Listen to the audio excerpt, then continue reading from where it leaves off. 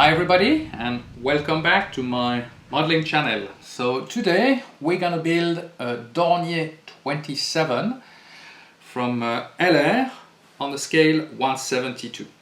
So let's open the box and see what we have inside.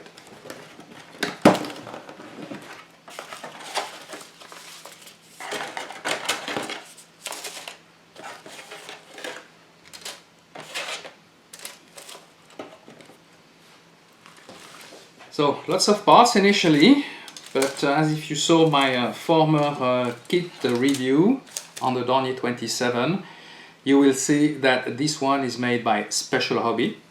But anyway, it's still the same aircraft, the same kit, different branding, but that's about it. So what we have on the first one, on the first sprue, actually I have to say it's a fine engravement for the structure panel. And so we have the left side of the fuselage. We have two different type of propeller, a square one and a more rounded one, but we'll see on which one goes where. You have the upper and the lower side of the wings with slats, which is very nice details. Then we move on to a second sprue where we have seats and basically interior parts, cockpit, different type of instruments with rudder, without rudders. So pretty nice little kit so far. Then we're moving on to the third sprue with the interior itself. Right side, the horizontal stabilizer with the fin, vertical fin, and the engine component. So nothing too difficult so far. We also have a tail dragger, and we have two different ones depending on the one we are going to use.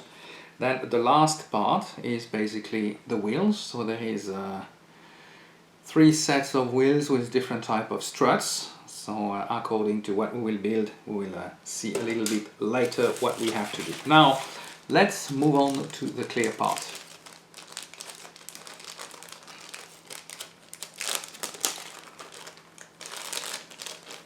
So we're moving on to the cockpit windows basically, so those two parts, and if I remember correctly, I mean those ones are lifting up to the side like a butterfly door. Then we have the side doors, the back, and some side windows.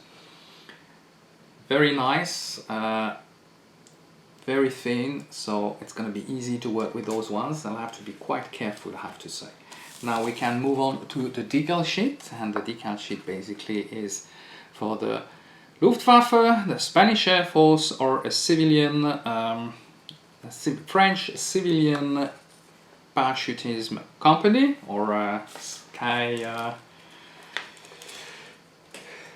skydiving company operator. So let's open now. We have an A4 format sheet. So it's a real booklet, as you can see. So these are the three livery we can make for that model. So you have all the painting and the colors that you need to use for this one, but I will be mainly using a white color. So a lot of decal, a lot of details on the colors we can use. It's pretty straightforward, I have to say. It's very nice because they use a lot of colors as well to explain you that.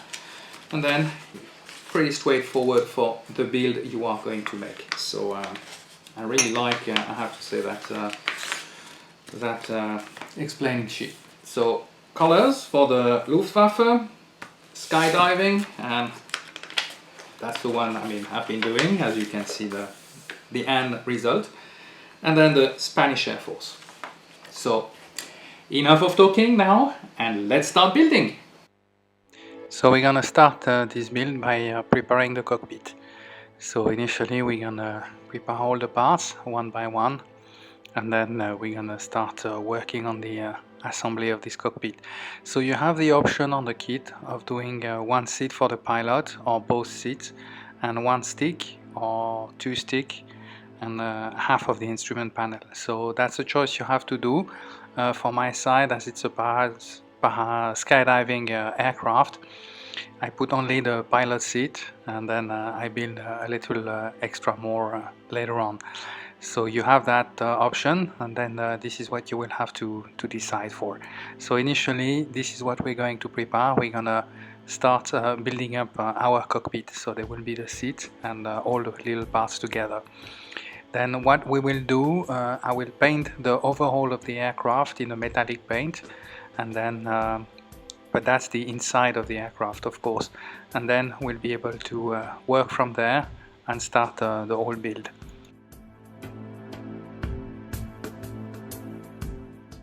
While the paint is drying, we're going to start working on the wings. That wings is a pretty big and thick wing, but just coming in two parts, so it's pretty handy and not a lot of extra work.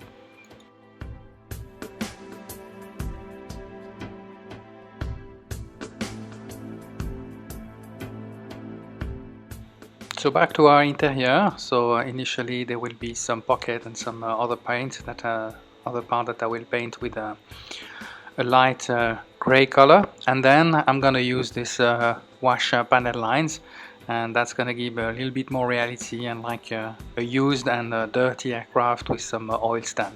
So I will put this overall on the whole interior, and you will see that's on the final result. It's not so bad.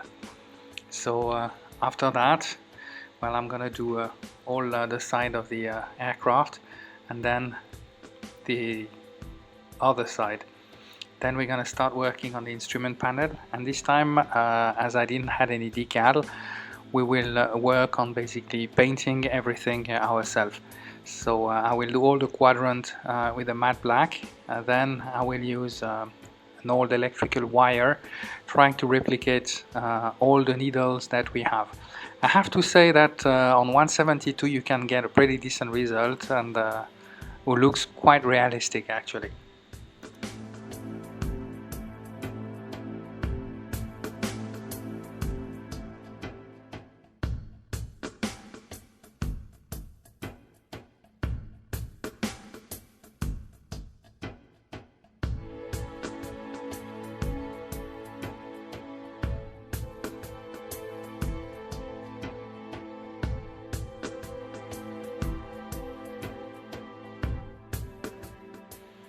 Then we will paint basically the stick with a little black, and then I will add some modeling paste, and basically I will make I will put on the pilot cushion. Basically it's supposed to be a parachute, as on those skydiving aircraft. Most of the time pilots are wearing parachute just in case of accident.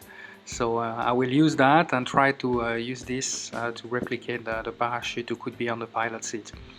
So modeling paste, then I will paint it in black, and I was watching some picture on the internet, and they was like showing like there is some also some red part on that part. I don't know if it's a parachute or a jacket or whatever. So I try to replicate what I saw.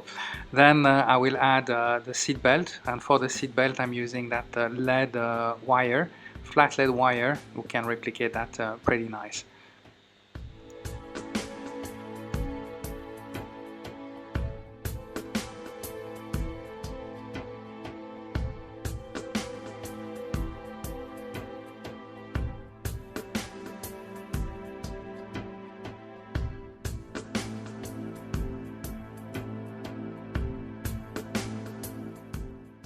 So we will now close our fuselage with our interior who was done earlier. So for this I will use standard needle glue from Revel, and I have to say that beside that nothing really to worry about.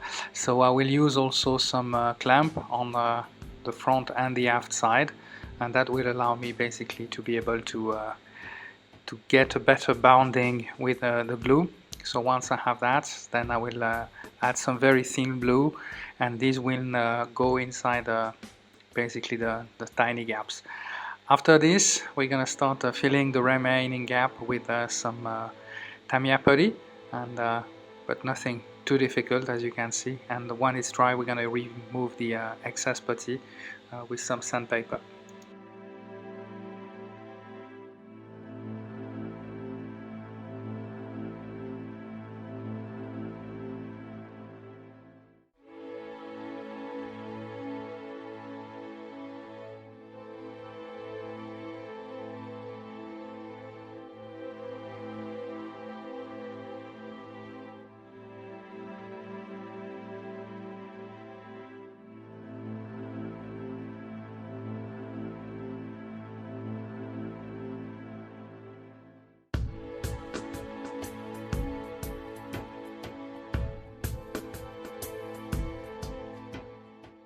So we'll now work on the tail. There is some extra part to put basically, and with this part basically I will see on the fin, and I will try to get a proper alignment basically before I glue the other part of the fin. Then we're gonna basically glue the engine on the nose, and then of course the attach basically of the engine and the air intake.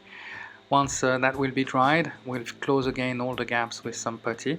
I have to say that there is just a little bit extra work, but not too much, and the same for the tail.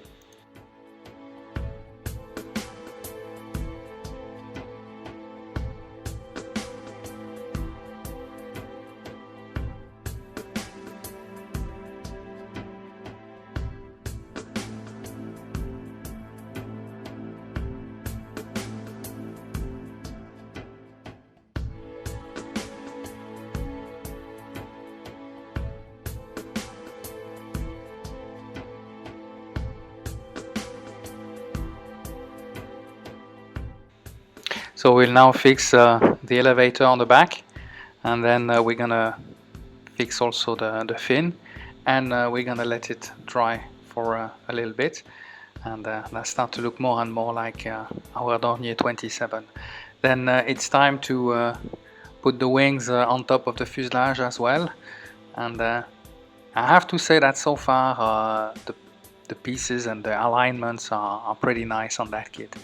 So once we have this, we're gonna put the strut for the landing gear, and of course we're gonna let it dry for a bit, and then it will be time to add our clear part. But before that, we'll put a couple of antennas and basically the part will help you to climb into the aircraft.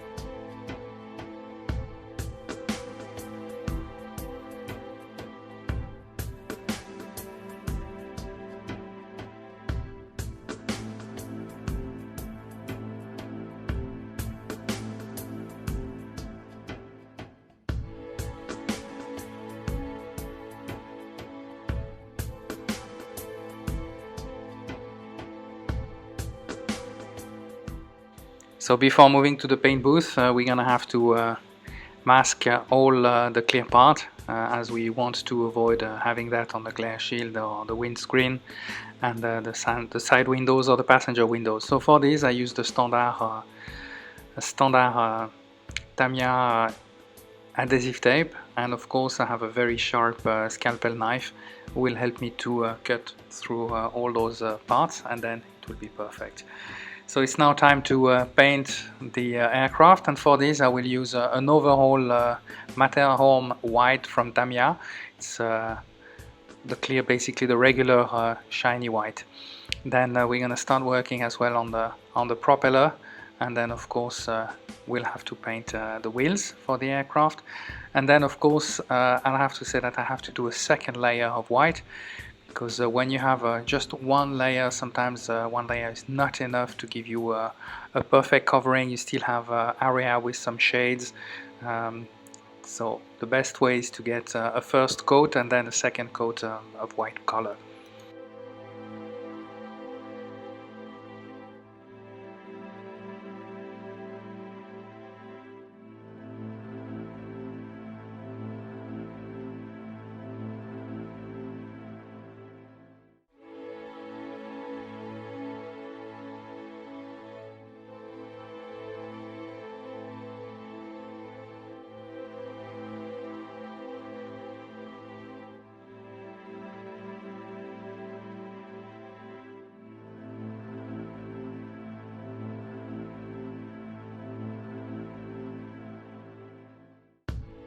So we will now start the decaling process, and for this I'm using the Heller decals were within the box, and I have to say they were a really good quality, very easy to work with. We were able to do all the alignment.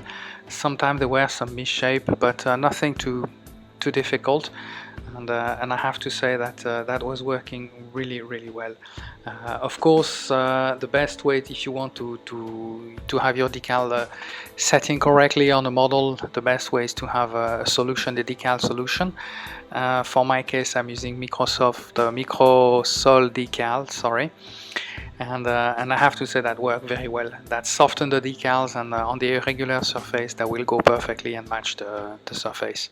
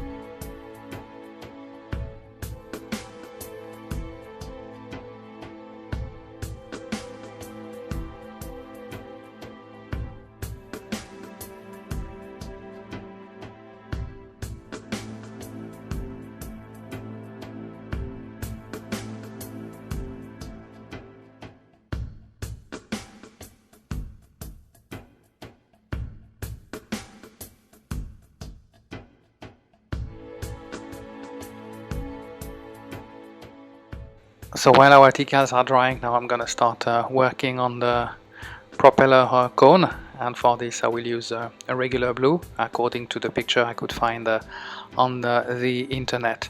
So nothing really too difficult. Then I realized there was some gap between the decal and the overall blue on the belly, so I did all the touch up with the paintbrush, and I have to say that it all went very easily.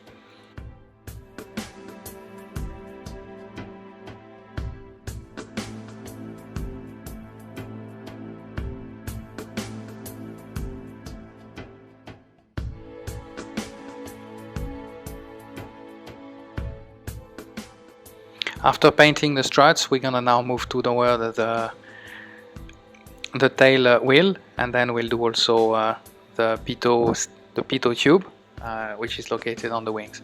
But then we're gonna start moving on to the brake units, basically on those wheels.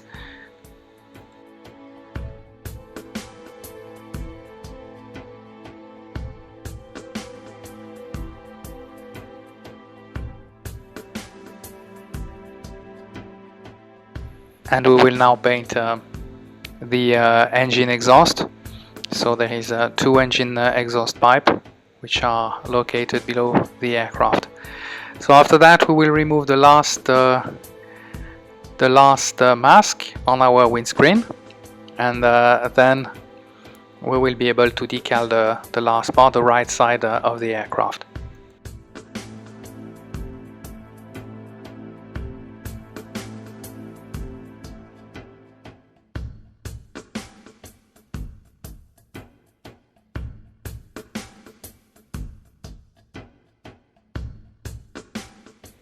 Once again, while I'm applying the decal on the right side, I had the same issue. There will be some paint touch-up as well between those parallel lines and the blue belly, basically, and but nothing too difficult. I will use a regular paintbrush.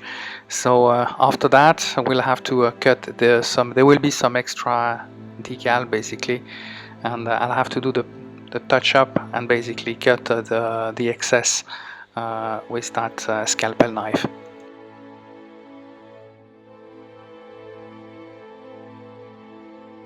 It's now time to fit our wheels on the model, and then we'll be able to do the final touch-up.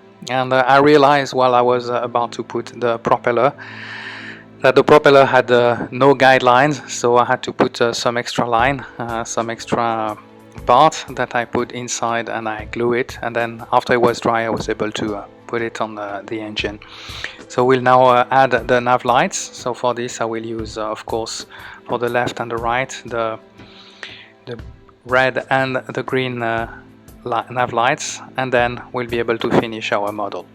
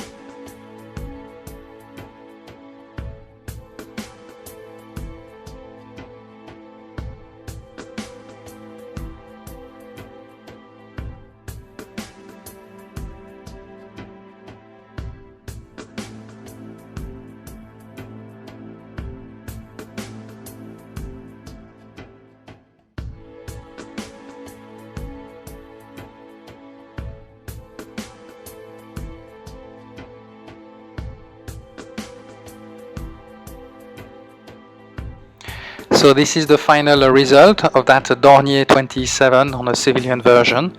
I hope you enjoyed that build with me. If you did so, please give me a thumbs up, subscribe to my YouTube channel, and I will see you soon for another build review and another kit review. Thank you for watching.